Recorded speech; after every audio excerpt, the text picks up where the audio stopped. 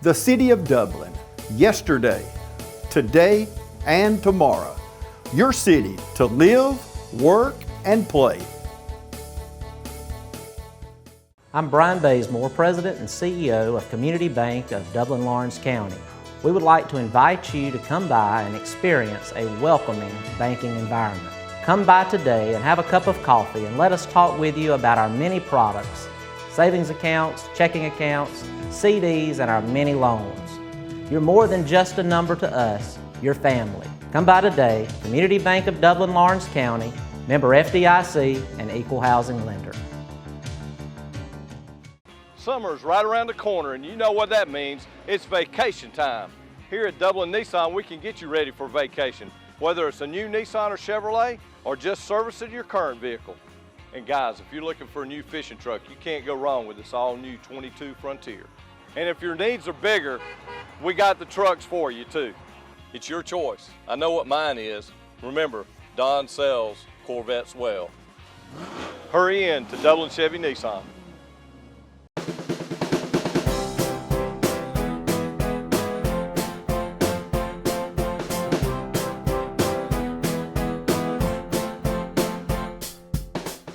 Welcome to another edition of Discover Dublin. We've got a familiar face. If you anywhere around the city of Dublin, you see that engineering truck riding by. But Matthew Bradshaw, Matthew's been on with me before. We were talking off camera.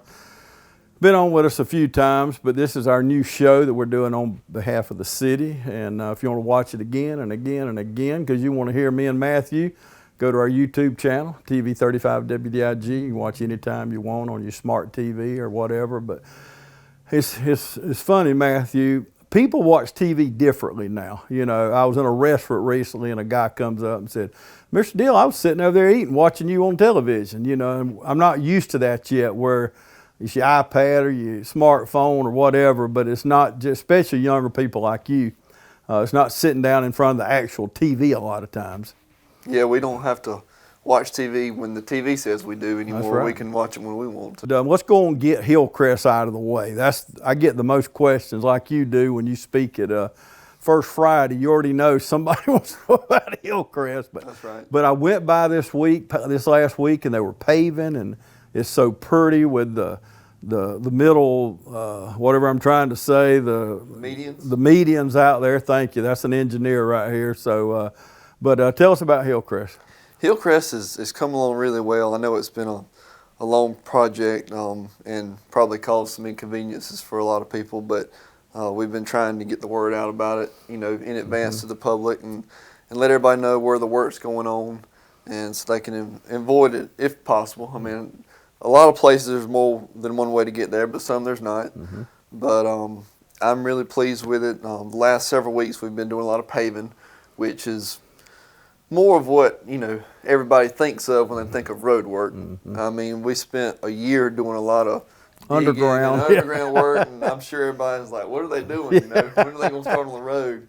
But you got to start from the bottom and work your way up. So that's what we've been doing. But we're really excited about getting the paving done and getting the striping on. When you get that striping, it just really makes a good finished project. Yeah. So hopefully by the mid-July or end of July for sure, the pavement will be complete. Now they'll still be out there doing some work on maybe some sidewalks or curbs or, you know, some finished work, but the road should be drivable in its final fashion by the end of July. And there may be a lane closure here and there just to protect the workers while they're working, but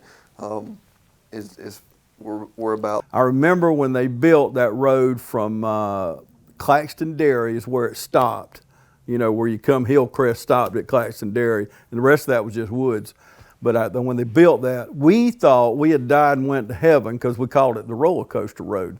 Nobody was ever out there, no police, nobody, and we would just fly up and down them hills, and it was so good. Just trees, woods, and look at it now. I mean, yeah, and my generation, look what it looks like. It's just incredible. I know we are proud in the work that has been done by the company that y'all bid out. And so how did this get paid for? This got paid for, well, it's been in the planning stages for many years. It's been talked about ever since I've been here. And the original plan was it was going to be federally funded. And when you do that, you pretty much get on a list. It's called a STIP list, Statewide Transportation Improvement Plan, and it's a waiting game. You know, you'll probably get some funding one day. It's kind of like what we went through with the bypass. I mean, how many years was the bypass, the 441 bypass? 30, 40 years. Yeah, a long time. So it eventually will come, but you know, you have to wait. But the TIA, the T-Splosh, that's what really moved it forward and made it a reality with that penny transportation sales tax. It got Hillcrest done. Of course, everybody knows about the River Bridge. It got the new signal put at Hodges and Veterans right there at KFC. And it's also funding the Stubbs project coming up with the Dublin's first roundabout at Claxton-Derry and Westmore Street. But without that, it probably would still be on the list. Yeah. And I knew the answer, but I want you to tell our viewers, because y'all, it's so important. Y'all know Lawrence County actually voted no on the T-Splosh, but we were in a regional thing. And really, we're thankful those other counties voted it in. That kind of offset whatever votes we didn't have, because we wouldn't have the bridge now. We wouldn't have Hillcrest, which we need it wide. We need those lanes. But, you know, we, the taxpayer, a lot of times we say, well, I ain't paying no more taxes. I don't want to pay no more taxes. But these are for a better quality of life, you know, to move us around more and to safer. So I'm glad it got passed. So, and I know y'all, you know, and I never thought, Matthew, I would use that river bridge. I said, I'll never use that bridge. But lo and behold, of course, you know I live on the east side. Every meeting I go to at the country club at night, I turn right instead of coming through town all the way around, you know, and cross the bridge, shoot right across, right through the back roads. And my gosh, I use it a lot. Right. Not all the time, but I do use it a lot. But the T-Splosh was good. And thankfully it passed again. Yes. This last election. People more educated, I think. I think so. And they saw the results. Yeah. You know, how many times in government do we make promises and don't deliver on them? Yeah. But I think that we did what we said we're going to do, and people respect that. It's good. Okay, Stubbs Park. I cut through there all the time, and a lot of things going on, getting that house moved across there, getting it, you know, just work got to be done. But Stubbs Park, explain to us about the creek there, and you're doing some work want to make that part of Stubbs Park, is that right? And some of it's in cement, some of it's, well, it's all underground, but you want to make it a part of the park, don't you? That's right. So, you know, when we had the opportunity to get the school property, since it was abandoned and not being used as school anymore, with this project, you know, we had the funding to demolish the old school. And I hear a lot about Battlefield, the old football field out there when that was the high school, which was long before my time. But actually the creek that runs through Stubbs Park runs right through the middle of the battlefield, through the old football field. And our plan is to open that up, what we call daylight it, which will dig up the pipe that's underground and expose that creek and try to do some improvements on it. We don't have a final plan that I can share with you now. We've got some concepts, but we really have a blank slate out there that we can do a lot with as far as recreation or any kind of other possible residential development. I mean, it's wide open, the possibilities. But, you know, specifically talking about the creek, you know, the idea is we might dam it up, maybe widen it out where it'll hold some water, maybe put some tiers in it to have some flowing water. I mean, there's a little bit of flowing water, probably not much out there today, but dry as dry as it is. But, you know, just we want to make some enhancements out there and make it a friendly place and welcoming for everyone. It's going to be nice.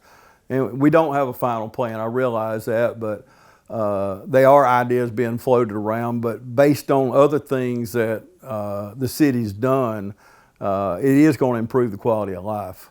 We're going to have that beautiful park, and we need them in all these areas. We don't just need it at Southern Pines or just one place. We need residents all over the city or all over the county, for that sake, deserve to have something especially in the city within walking distance, or, you know, because I know when I was little, we get on our bikes and we could ride over to Warnock Park, you know, in East Dublin. But that's really not going on right now, but it is changing in the city of Dublin, because you see, and of course, now Mayor Best, it's not no sleight of the hand on him, but because Phil did a good job. But one thing that Mayor Kite is just way out, he wants to represent all parts of the city, and his big thing is beautification. I've heard it over and over and over, and I love the sound of it because even though I don't live in Dublin, Dublin's my hometown, you know, and that's what I sound like that Andy Griffin episode. Mayberry's my hometown. That's right. But it is. Dublin, no matter where you live, no matter where you're watching us today, but Dublin is the county seat. It's our hometown, and It's the heart is what I like. it is. It really is. And I go out of town. I go to the doctor every day. We have people in Swainsboro and different places do business with the station, and it's so cool when I go to some of these places. They'll say, "James, we went over the other night and ate at Company Supply. We went and eat at Dino's," or and I'm a tag watcher. I like to read tags, and we'll ride through downtown on the weekend. I love to see Emmanuel County, Troutman County, Wilkes, Dodge, whatever. People coming to, because Dublin's town to these places. And that's why it's so important to have these, as you know, I was in a meeting with Sarah a while ago, Colby, people say Colby like it's the cheese. Somebody said that to her at the meeting today, and she said it's Colby. I just call you Sarah, so I know I'm safe there. But that's what we were talking about, is those beautification things, and you can't do everything at one time, can you? That's right. It takes a lot of money, and you know, speaking of spending a lot of money, I point to the Jackson Street Plaza, and along the lines of what you're saying, one of the greatest compliments that I get about the plaza is when people go there, particularly somebody that's lived here their whole life, or maybe somebody that grew up here and came back, and they say, "Man, I don't feel like I'm in Dublin." Yeah. And they mean that in a positive way. Yeah. You know, it's a good change for the city, and they feel like, you know, they're in a Savannah or Yeah. you know, in Atlanta or a bigger city feel. Yeah. But I think that's a good thing to strive for, to give somebody that feeling that they're in a bigger city. Not that I want to be in That's right. Atlanta or Savannah. I mean, that's the reason I But chose things to live do. here, you know. Yeah. But yeah, just amenities and like you said, parks and beautification, and that are accessible to everybody. I mean, I wish I could, you know, send my kids, you know, down the road on a bicycle. Yeah. and say, yeah, go play at the park, you know, come back when it's Yeah. dark. Or Be whatever. home at dark. Yeah. You know, I don't know if those days are completely gone or not, but Yeah. we're making an effort to put those situations at people's fingertips. Yeah. But you know, when I was young, we all come to downtown. That's where we bought our clothes. That's where we went to Jack's Hamburger Shop downtown. Not where it is now. I'm talking about the real one down, or not that this one now ain't real, but the original one, I guess is the word. But we come downtown, Belt and Penny's and Dunn's department store, wherever. But we came to town. But you know, after my generation, my children and you, people like that, a whole generation missed downtown. That's right. It went to the malls and the other things, and now things are shifting back. No matter where they are, even in Macon, the Macon Mall is pretty well gone, and you got the shops at River Crossing and the other shopping centers around town. Which look like a downtown. Yeah, that's right. They're all the storefronts, you know, versus Yeah. the mall where you're inside the whole time. Yeah. So they just kind of built a downtown, you know. It looks like downtown. Yeah. So It does. That's where we need to be. It's a novel idea. It is a good idea, but you got to admit, our downtown, not just the restaurants, you know we got good restaurants, but the shops, and I'm telling you how good it feels. I don't have to tell you, but when we come or ride through downtown on Saturday night, Friday night, and see all the families walking up and down the road, or people out eating on the sidewalk, or people over there at Jackson Street Plaza laughing and having a good time. It's just, this made me feel so good, and I know you'll love this story, but You know, I have our homeless ministry we do, and Robbins Financial wanted to feature us in May on the Macon TV station. So they wanted me, the guy called me, he said, James, ain't no need us coming down there. You do this all the time. You just do your deal and send it to us. Right. And I said, okay. So I asked my wife, I said, where am I going to do it? Where do I want to do it to show off Dublin? Of course, Jackson Street Plaza. So I go do it and send it in, and he calls me, he said, where were you? Where were you? I said, downtown Dublin. No, you wasn't. Where were you? He said, was that just a backdrop? I said, no, it's Jackson's. I said, I wouldn't tell you it's downtown if it wasn't. Right. You know, I don't just make stuff up. But anyway, it was pretty cool. Where are you at? But that tells us, because sometimes we are not as proud of things as we should be. Yeah. You know.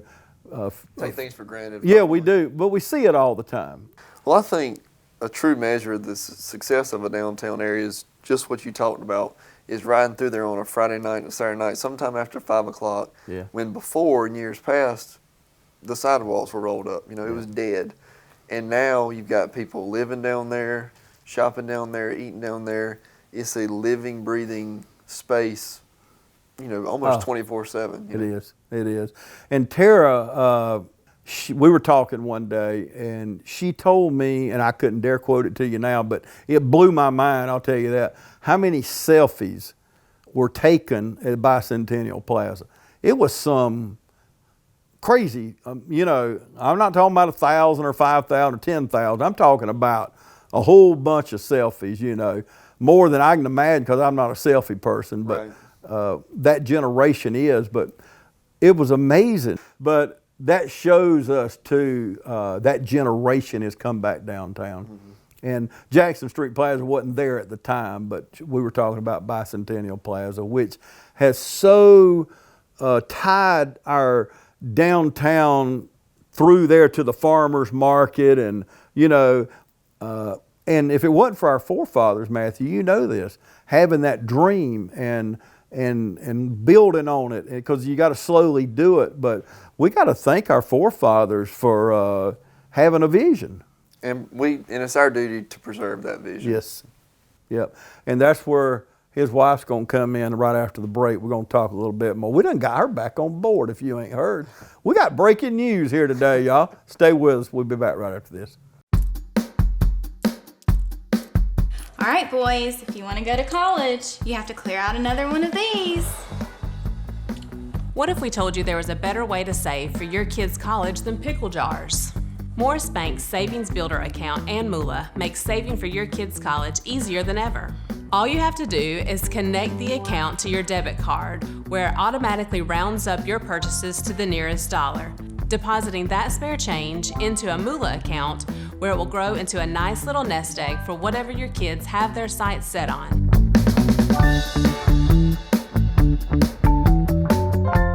I'm Heath Richter, and we just want to invite everybody to come on down to the Houston Clinic and check us out at our new facility. We've been in Dublin for a while now, obviously, but have a new office here, and we'd just like you to come down and see some of the new stuff we're offering. And if you need to get checked out, we'd be glad to do that for you. We've got able to do some ultrasound-guided injections now, and physical therapy, and just a little bit better space, so hopefully we can get you in and out of here a little bit quicker.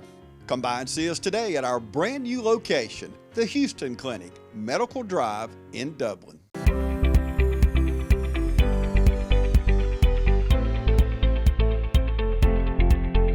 Conservative treatment options are typically where we start with both knee and hip arthritis. So if you come in to see us and your hip is beginning to be arthritic or your knee's beginning to be arthritic, there's sort of a stepwise approach that we take. Anti-inflammatories, which are medicines like Motrin, Advil, Aleve, are usually sort of first line. We have prescription forms of those medications that we can use. In our elderly population, that becomes a little more difficult because they have comorbidities, things like diabetes or stomach ulcers or disease, that they can't take those medications medications, even hypertension. So we'll try to treat them with medications if it's appropriate. When it's not, then we go on to things like injections. So cortisone injections, or there's these things called visco injections or visco supplements, which are lubricating type injections that we can use to treat knee arthritis as well as hip arthritis to try to control people's pain. And a lot of times we do that for years for people before they get to the point where those are no longer working and we're ready to talk about knee or hip replacement. Welcome back, everybody. Continuing my conversation with Matthew Bradshaw with the City of Dublin, and we were talking about your better half before the break. And tell our viewers she's back on board with the city and exactly what she's doing. She is. You know, after she left the Downtown Development Authority, she worked for the DCA, Department of Community Affairs, in downtown development, where she went to other cities and helped them with their downtown development, which was very exciting for her because she got to see a lot of things going on in different communities that, I mean, I think she took a lot of things to those communities, but she also brought a lot back with her. But the city established a city planner position, which there has been one in the past, but it hadn't been filled in several years. But we got that position back going, and she applied for it, and thankfully she got the job. We're proud to be working together again. Did you put in a good word for her? I did what I could. No, she speaks for herself. Yeah. Her experience and the things she brings to the table. She's got a lot to offer the city. So we're excited about working together. We feel like we're a good team. Yeah, and that season of her life where she went and visited these other communities and helped them, and building on what she learned there, I believe that God takes us and uses us in those different seasons in life, always preparing us for the next season, even though we don't see that. Right. And I think it's a pretty good thing that we don't see that, you know, but I feel like that's what was going on, is she was being prepared for this next season. And I think it's going to help.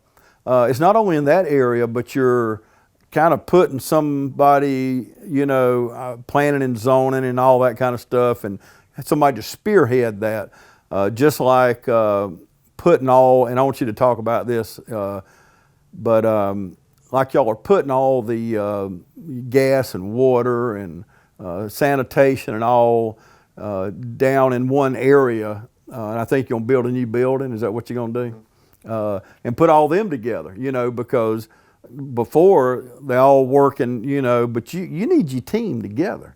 Yeah. You know, you don't need, if you're playing a football game, have some over there on the other field across town and some here. That ain't going to work that way. But I think where y'all are combining these things, it's got to be better productivity, isn't it? Yeah, there's more efficiency there. You know, there's a lot of duplication when you have different departments spread out in different places. You know, you can have a restroom facility or cafeteria facility, meeting rooms, training rooms, all that can be shared by the different departments instead of having to have those spaced out in different places. And also it gets back to, you know, the mayor's returning the neighborhoods to a more friendly environment, because, you know, where the street department is now at the dead end of Washington Street, you know, you have dump trucks, backhoes, all that equipment moving in, you know, 4 times a day, in and out, going through the neighborhood. And I mean, there's noise associated with that. There's also safety issues with kids playing in the street. So taking those facilities out of those places and moving them to more of a business commercial district, I think is a great thing to do. Yeah, it really is. Okay, let's talk about one thing I've learned doing this show over the last 3 months or so, Discover Dublin. One thing I've discovered right here is there's no turnover with the city of Dublin. People don't leave. I was telling this to Sarah a while ago. I said, I have learned, and I mentioned this to Blake. I said, Blake, there is no turnover. Everybody I talked to wouldn't leave if you tried to run them off, you know, because with the city of Dublin, you got a great work environment. It's a great place to work.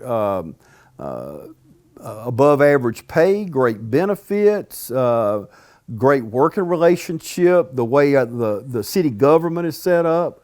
So talk about that a little bit. Why do you think, number one, why did you come to work for the city? And has it worked out like you wanted? Well, it really wasn't my intention. I graduated in 2009, which was right after 2008. Yeah. You know what happened then, and so my plan was to go work for the state, for the Department of Transportation, and there was a hiring freeze at that time with the state, and a position came up in the city of Dublin for engineering, and you know, how often does that happen in a town this size? Mm-hmm. So I said, you know, I'll take it, and it was an entry-level position, but I really didn't have any intention of staying. Mm-hmm. I said, I'll just, you know, wait my time out till the state's hiring, because at the time I could have, you know, made a lot more money at that particular time with the state than I could starting off here. But man, I got here and just loved it. Just loved the people, and just fell in love with what we do, you know, to make Dublin a better place. Yeah, yeah, it is incredible. And no matter where I go, fire department, police department, sanitation department, the guy downtown that rides around in the golf cart, that keeps all the flowers beautiful, and you know, it takes every single person. And I tell people multiple times a week when they offer me a suggestion, they said, you know, I just wanted to mention this. I said, look, tell me all you got, because I need all the help I can get. And see, if we're honest with ourselves, we all need that help. And that's one thing about the city is, I saw yesterday, this is a perfect example, but I'm coming across the bridge, and this truck, something had come off the back, and somebody hit it and almost hit the truck, and the cars were all, and the truck kind of sideways out there, and traffic's backing up. Well, lo and behold, there's Chief Cutler and the fire in his pickup, lights going on. He gets out, he's moving traffic along, you know, and before you know it, I see a street truck, sanitation truck coming, and then Dublin Police Department. All these different departments now are not saying, hey, this is my area now, you get out of here, it's my territory. No, they were all working together to get traffic moving again, get the debris out of the road, and that's how each department works, isn't it? It is. It is. It's a family for sure. And you know, talking about the longevity, we're having a retirement reception for a lady tomorrow that's been here, yes, I believe, 47 or 48 yeah. years. Yeah. Older than I am. Yes. In her time of service, and that's just amazing. I mean, we're doing something right for somebody to stay here that long. And we were talking about it in a meeting this morning, and we were just going over, well, now that she's going to be going, who's the next person that's been here the longest? And yeah. we named off, you know, about 10 people, and all of them been here over 30 years. Yeah. So, Kodako. He's 42 years. He might be the next one. 42 years. Everybody years. knows Kodako. 42 years in the fire department, and he's retiring at the end of the year. Yep. But still, there's a reason people stay. There is. There's and it's not just about the money. And you found that out, I think, because you come out young out of school. Hey, I'm going to, you know, I'm gonna make all the money in the world. I'm gonna do this. Well, you found out, like I found out, and a lot of you sitting there thinking I found out too. But you get to a certain point. Not that you ain't got to make money. It's not that. But there's more in life than the money. That's right. You know, it's being appreciated. It's people, you know, thankful that you're a part of the team. And I'm not making light of it. You got to make money. I know that. You got to earn a living. But there's so much more than that. There is. So much more. But anyway, we're going to take another break. We'll come back and wrap things up. Stay with us. Hi, I'm Kyle Gerard with A+ Flooring and Construction. We're extremely excited about our brand new location here on 371 Georgia Highway 338, Dublin, Georgia. Just a small drive to the country. So come out and see us at 371 Georgia Highway 338 in Dublin, Georgia. Or give us a call, 478-676-2662.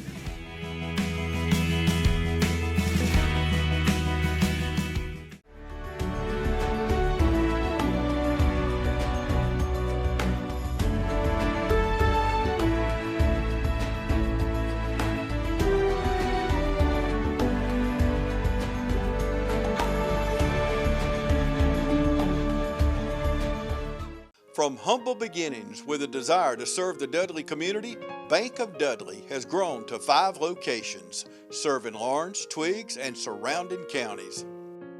Serving our community since 1905, the Bank of Dudley is looking forward to its second century of community banking.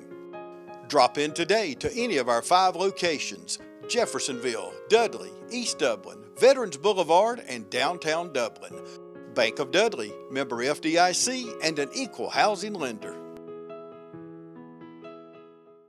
Welcome back, everybody. If you just joined us, I'm talking to Matthew Bradshaw. He's in the engineering department here at the city of Dublin. Been around since 1812. How about that? That's right. You don't look that old. A lot of people don't know that either. You ask a lot of people, what about 1812? What's that? Oh, I threw some trivia on.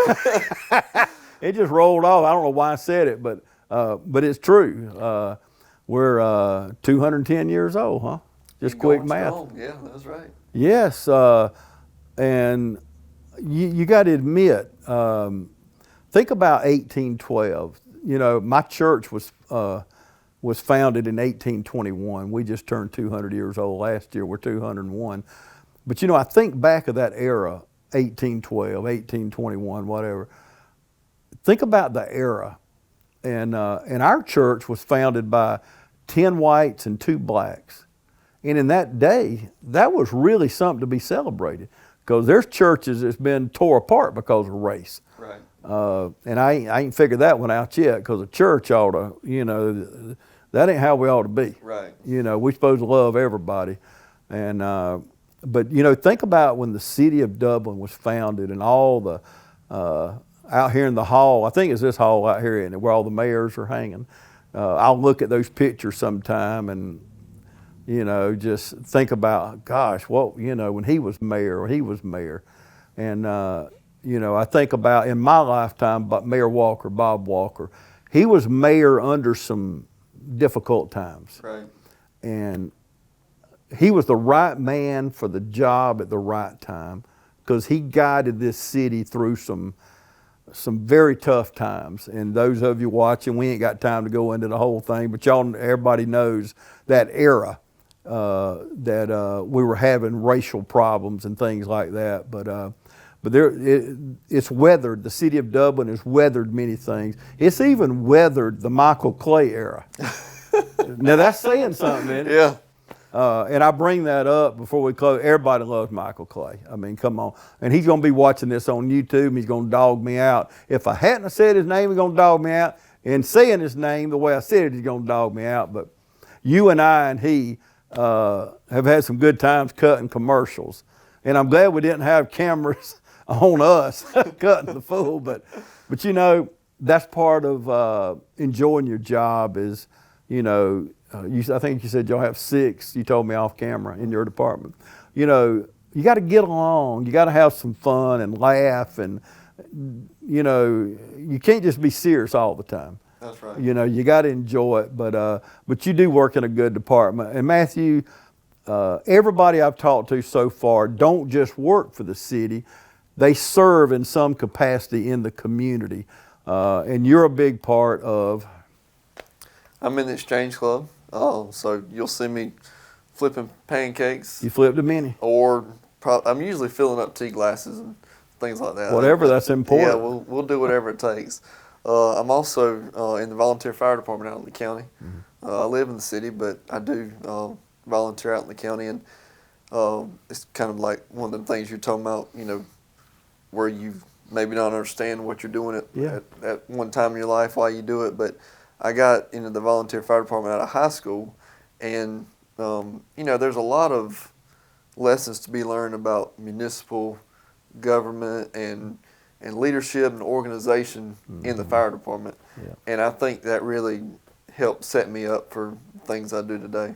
Yeah, I believe that. I've lived that. I look back at those lessons I learned in certain times that I didn't know why I was doing it at the time, but both of us are men of faith, and we believe in that. We have faith that nothing's a coincidence. I don't believe in luck or nothing like that, because it's not a coincidence. But I cannot believe, I'm very upset at this point, because I never knew you was in the volunteer fire. Why? As good as I know you, let's just stop this show right now. I gotta go. How did I never know that? I guess my pager never went off when me and you've been around each other. Well, it's fixing to go off probably because I'm dialing it in right now. No, I'm shocked though. I mean, I'm pleasantly surprised. I'll put it that way. But that's really good because not just, I can't say those guys now, y'all guys. That's such an important job that the guys getting paid can't, especially in rural Lawrence County. I mean, we got 600 miles of dirt roads. As you know, we live in a big county. Just the city of Dublin is what, is it 16 square miles or something like that? I'm pretty close there, I think. You didn't know I knew stuff like that, did you? I was waiting to see what you come up with.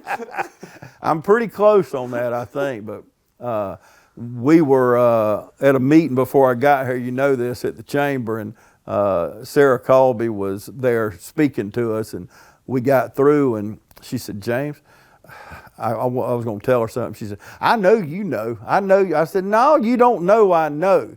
But she said, I know you know more than I do. I said, not necessarily. And if I do, it's because I've lived here longer. Right. But, you know, I tell you, Dublin, Lawrence County is a great place to raise your children. You got a 9-year-old and a 6-year-old. That's right. No matter where you send your kids to school, Trinity, East, West, Dublin, wherever, we got great educators. We have school choice. And I can't speak for everybody that works here, but I know I can speak for Terry and myself. I'm not going to say it's most, but a lot of the reason we do what we do is for our kids and for everybody else's kids, in hopes that they're going to come back to Dublin and raise their kids. Yep. I can be close to my grandkids.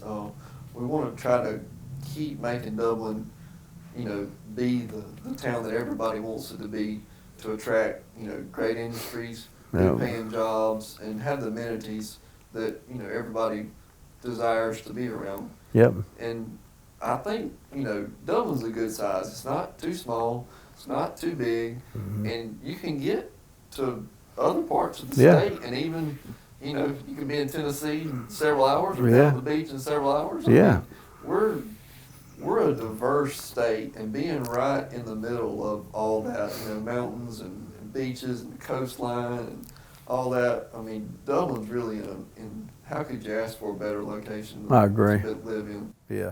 And we have something most people don't have. You know, we've got an interstate running through our town.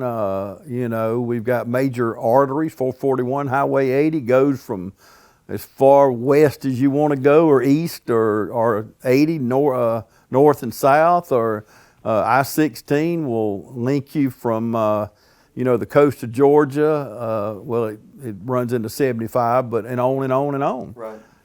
And that's why we're so attractive to industry, because we've got railheads moving. We got this piece of property on 257, you know, we celebrated last week.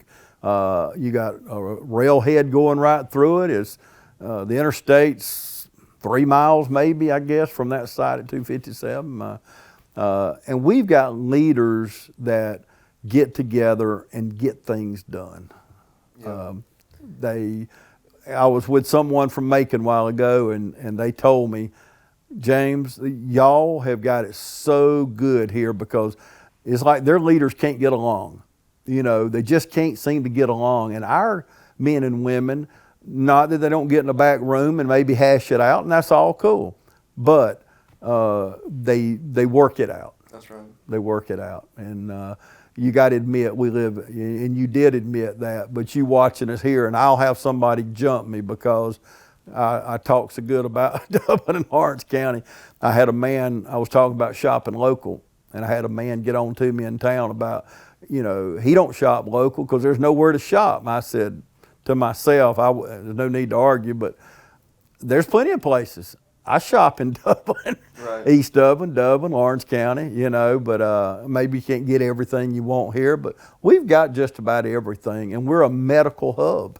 Absolutely. Great hospital.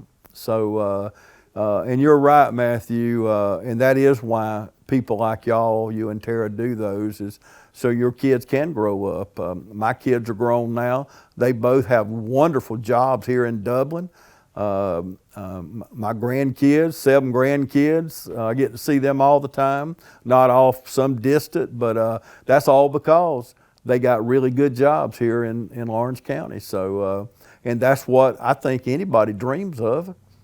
And I hope that dream comes true for y'all. So I hope so. And when I get Tara on that couch and get to start interviewing her, I'm going I'm gonna say, now Matthew said, no, believe me, she would have already watched this before we get to interview her. But we're trying to let her get her feet wet. She just jumped back in the water. So, Yep. But I'm excited about that. I know y'all are, and I think it's great that she made her way back home. I do too. Yeah. We really enjoy working together. Well, good.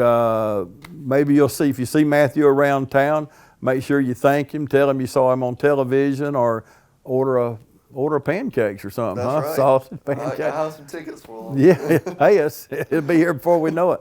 Thank you, Matthew. Always good to talk with you. Thank you. And thank you so much for joining us today on Discover Dublin on TV 35.